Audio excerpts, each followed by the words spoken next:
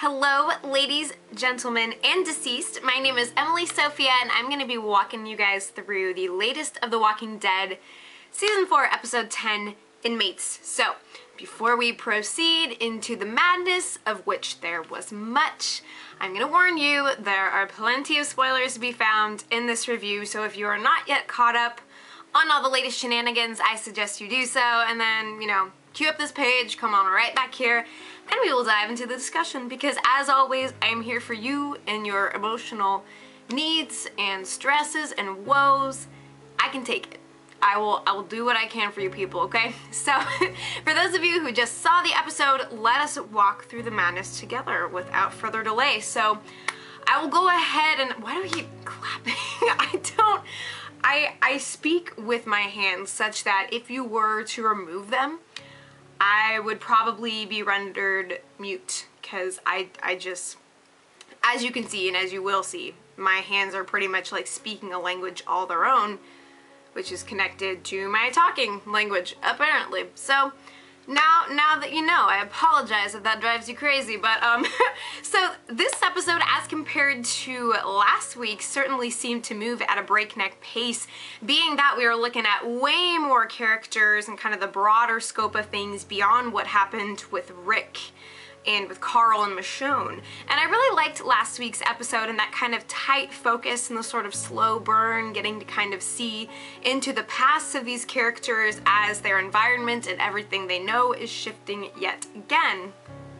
And we see a little bit of that, but with this episode, but mostly what we see is a lot of questions answered and things being set up for a whole new arc, a whole new array of characters, and from what I understand, these bad boys are coming straight from the comics, which I'm not yet caught up on that part, which I freaking should be, but I have the first compendium collection of the Walking Dead comics. It is like the size of a dictionary, and I can't really get around with, or get away with carrying that around with me in my day-to-day existence. I already have scoliosis as it is from carrying crap on my back, so I'm trying to make better life decisions, but I also need to get caught up.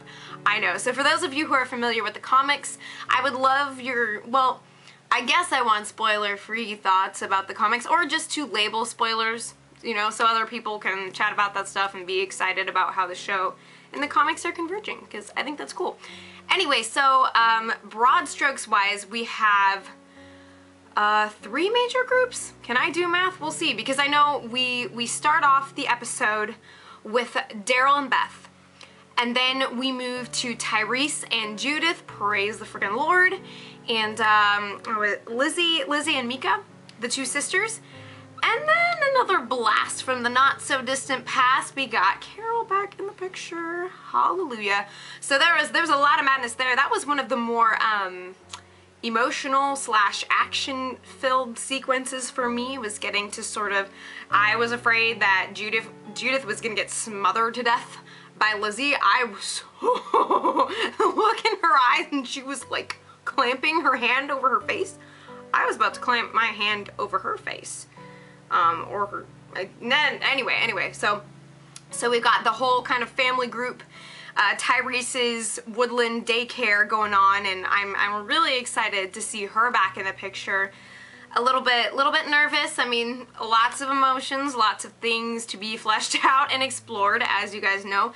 And then we move to Sasha and Bob the Builder and Maggie. And Maggie, I was very much terrified for her from the previews and kind of seeing her with this sort of crazed, disheveled look, and who can freaking blame the sister? I think that she sustained the most losses of anyone in the midst of the prison scatter, having not only seen her father beheaded, but losing track of her husband and her sister. So basically, her little community of the people that she cares the most about just completely rent away from her. So I was really nervous to see what was going to happen, and luckily we got to see that arc end with a moment of joy for her. The reunion is yet to be fulfilled, but we got to see that moment where she makes her way through the bus. She systematically, pushes her way through everything just to make damn sure that her man is freaking out there, and once she knows, that is enough for her just to know that he was not on that bus. And that was a beautiful moment on Lauren Cohen's part. Just that tearful moment, that euphoria that she gets to experience was just really, really precious.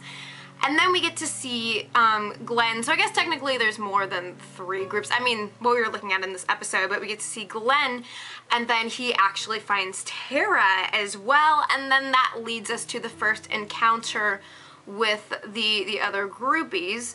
And my question is, maybe this is really obvious, maybe I'm totally off base. I was trying to pay attention. I was also eating Thai food, and I was a little bit absorbed in that metabolic experience. But so the part when Lizzie and Mika and Tyrese and Carol and Judith all find that sign, the one that says, like, all who, what was the little clever thing? Like, all who arrive survive, that sign. Does that have anything to do with the new characters that we met at the end? I'm trying to piece it together here, like the clueless detective that I am, being that maybe these things would be answered in the comics and I just haven't gotten there yet. But I'm trying. So lots of action, lots of dynamics in this episode, a lot of questions answered, a lot of questions asked, and I mean, that's the sign of a good episode, that, you know, there's kind of that exchange going on. We have things that are resolved, new tensions that are brought up, just to kind of sustain our energy and our interest. So I'll go ahead and walk my way through all my reactions to everything that we saw so far in the different groups. I thought it was a really interesting storytelling choice with the opening scene with Daryl and Beth as they are running breakneck through the woods, killing left and right, doing as one must do out in the open. And the voiceover of Beth, you know, reading aloud this old journal of hers, where we see the idea of being able to stay somewhere forever juxtaposed with their, you know, they're lying like dry heaving in the middle of a field, exhausted, without a home, without a place to be. And I think that Daryl and Bethany, you know, they're really, or Beth, I guess, they're a very interesting duo to look at. And Beth has come a really, really long way. You've got to give the girl some credit, considering that when we first found her in the 2nd season, I mean, she came across to me, from what I recall, as relatively sheltered. I mean, how couldn't you be? There was barely a walker in sight during that season. They were pretty well padded in, you know, in Herschel land. But, you know, the grass is always greener, and their grass was indeed green before everybody else showed up and fires began. But, and so we saw her in that place where she was actually, like, suicidal. So she comes from this place where she has no desire to live, no desire to be a part of anything, to this role where she's trying to push Daryl along. She is the one who is keeping them afloat and in the system here, you know? So despite everything that Beth just went through with losing her father and losing her sister, she's still kind of earlier in the stage of her of believing that there is hope, you know, of having that conscious energy, that drive, that belief that there could be something out there, that there's a way to find restoration. Whereas it's possible to argue that Daryl's kind of more at the end of his rope. I mean, the guy is just a freaking, like, repository of strength and willpower, and he just does what he's got to do. But at the same time, you know, with Beth constantly trying to get him to talk and trying to move them along, and we should do something, that whole dynamic, we see that, you know, I'm really concerned for him, his mental health. I mean, that's equally as important as his physical, because the way he thinks is going to inform the way he protects himself and others, and he's sustained a lot of losses as well. I'm not saying that there's a person on this earth at this point who hasn't, but yeah, so that was really interesting and tragic experience, you know, and where Beth just breaks out bawling in the midst of all those walkers that they plow through, and Daryl can't quite fully reach out to her. I mean, he's lost his best friend and what little sense of community he was coming to find, you know.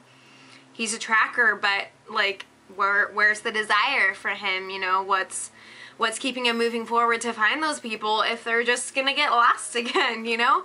So really, really powerful stuff. I think that was a great arc, and I'm really anxious to see where they go, who they get to meet up with, because inevitably there's gonna be, you know, some other encounters beyond the walkers for them. And we'll just have to see who comes into contact with these new characters as well, who seem to have a community that they're trying to bring everyone towards, but we'll see how that works out for them. And then we move to the arc with Tyrese and the Woodland daycare, as I'm referring to it as. I was very, very much relieved to see that Judith is with the gang, although I do not entirely trust either of the little blonde sisters with her care. Suffice it to say, Lizzie scares the freaking crap out of me. She's got that kind of serial killer vibe that just doesn't quite sit right with me. I mean, in a pinch, she can put a bullet through somebody's head and move on, whereas her sister is not quite that efficient. She's more prone to her fears. But nonetheless, I would rather be with someone who is afraid of the world rather than someone who is so viciously ardent about survival that they're going to smush their hand over a baby's freaking face and stare with like these cold, like absinthian eyes like, yep, this is what's going down. And I was just throwing myself against just my own brain. That doesn't make any sense, but I was really pissed off,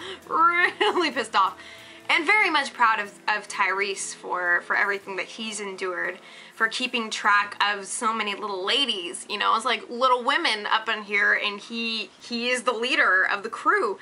And then of course at that moment where Carol's just freaking like, bam, I'm back, I'm in the game, it's cool. And I mean, you can see it behind her eyes, the baggage that is there, the apprehension that she has about being near Tyrese in light of the past circumstances. But at the same time, it's been a long time. Everything, the stage has been completely reset. So I mean, we'll kind of see how those things manifest themselves, or if we get to see into Carol's past, because she could have encountered freaking anything. I mean, she doesn't have her vehicle anymore. It's, we don't know to what extent, you know, she's got supplies. Did she encounter anything else? I mean, what was she up to, and are we going to see into that?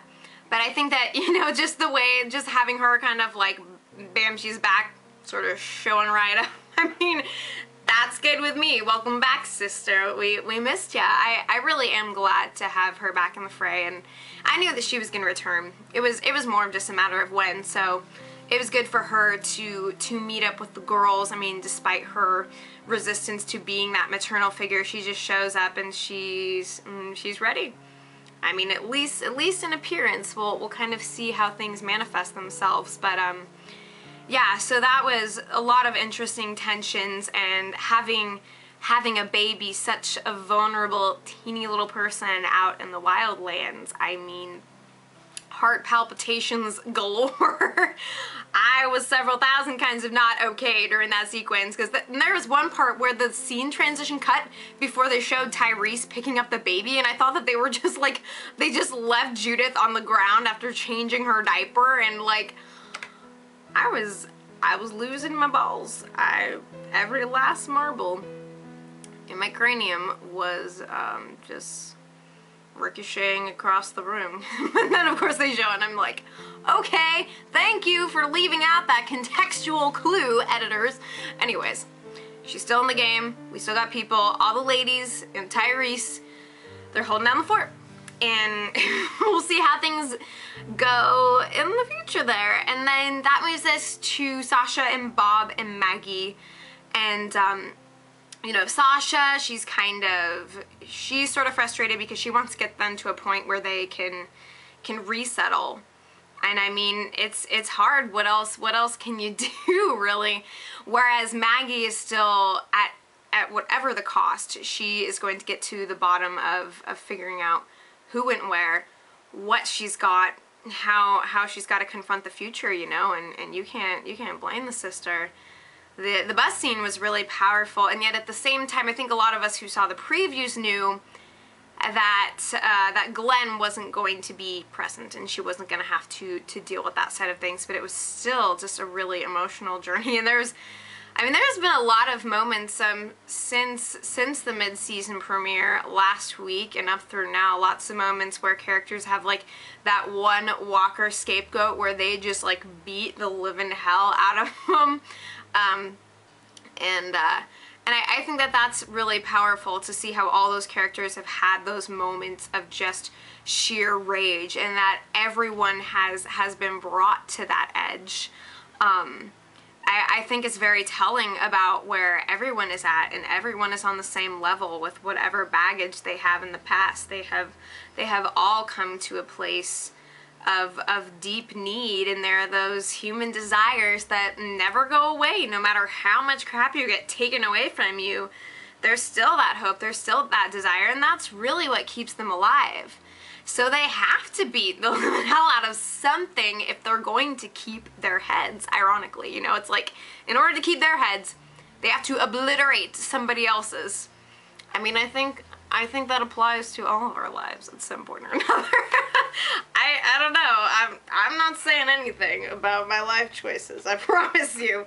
But yeah, so, and again, kudos to Lauren for just putting on a fantastic performance, and the way that we get to see Maggie in the state of pure ecstatic joy, sitting in this crummy, dumpy cemetery of a bus in the middle of nowhere, just knowing that there's an ounce of hope that someone she loves is still out there.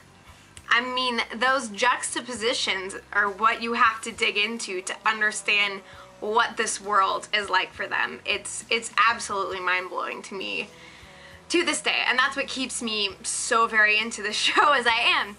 And then we move freaking over to Glenn. 7 a.m. I can't even talk, 7 a.m. waking up in the morning. I was trying to make a Rebecca Black joke and it just did not fly because my words are failing. I guess I need to talk with my hands more in order to keep my mouth moving. Anyways, waking up on the roof, all of his undying, literally, fans waiting for him to make an appearance, preferably on their dinner plates. And that scene actually kind of reminded me of the scene that we see Rick in the first season, where he's in the city and just completely inundated. That same loss of control and that same sense of chaos is what we get when Glenn comes around and is futilely crying out for Maggie. Not that she would even be able to hear over the ruckus of the rumbly-tumblies down below. And then, of course, he makes his harrowing way through the surprisingly empty corridors. I mean, I was expecting a jump scare too. Pleasantly surprised that we were able to make it through that without the inevitable heart-pounding awfulness that I hate. But, I mean, there was still a lot of tension as he was sort of taking his time trying to gather supplies, gather himself, give himself enough hope and enough energy to be able to go out there, right gear intact. And so he's going ham. He is ready to blow the joint until he sees Tara. And I actually didn't recognize her before the commercial break for whatever reason. And so her still being in the picture is just really powerful. She's the remnant of the crew that started all this craziness and the guilt that she carries. And I mean, I was kind of nervous at first when she was explaining to Glenn what had happened with Herschel and everything. I mean, luckily Glenn kept his head enough to not take action against her. I mean, I think that he still has a sense of the value of human life enough to not, again, like, use her as his scapegoat. and he kind of charges Tara with the responsibility of helping him find Maggie after, you know, after what happened to Herschel, and sort of, you know, so I think that that was an interesting choice as far as him trying to be diplomatic with her. What, and I forget, did she say what happened to Lily? I know that she said something about her, but it just slipped right past my ear. So I mean, maybe she's in the picture, maybe she's not. But and then that leads us right up to the moment where the new characters show up. And Glenn is still in iffy health. I mean, we're gonna see what's gonna happen. But what predictions do you guys have for next week? What was your favorite part of the episode? What was most moving to you, or surprising, or not surprising? Anything and everything under the sun. I would love to hear it in the comments, so please drop your thoughts.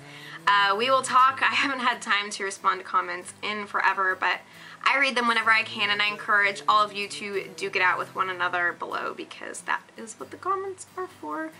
And before final thoughts, just really quick, I am going to be reviewing the DLC of The Last of Us, which was launched, Left Behind, just a few days ago on Valentine's Day. I haven't gone to play it yet, so that's going to be coming.